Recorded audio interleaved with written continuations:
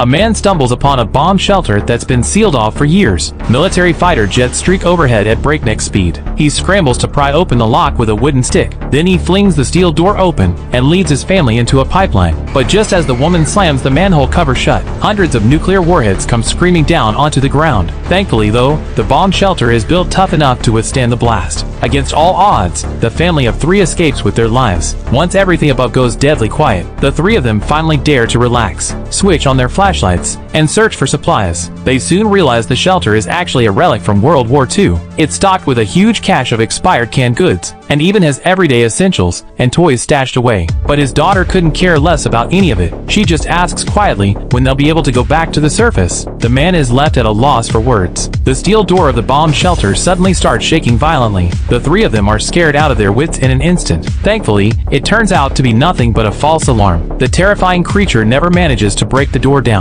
From that day on, the family of three abandons all hope of getting out. They have no choice but to struggle to survive in the deep underground, because the surface is now riddled with radiation from the nuclear bombs. Stepping outside before the decay period ends is a death sentence for sure. So the three spend their days playing cards just to pass the time. Each day that goes by, the daughter carves a single mark on the wall. Before they know it, 2.5 years has slipped away. In that time, the daughter has asked many times to check the situation above ground, but her father has shot her down every time, sternly refusing. All because the virus is still raging on the surface. One wrong move, and they'd be infected and turn into monsters. For now, their only hope is to pray for a military rescue. But it isn't long before disaster strikes. All their stored food has been devoured by rats, and that food was supposed to be their 6 months worth of rations. Jesse is furious when he sees what's happened. He immediately decides to catch the rats and eat them. Little does he know this move will lead to a catastrophic disaster. Watching the rats brazenly gorging on the last scraps, Jesse creeps forward slowly, a dagger in his hand, but his strike misses completely,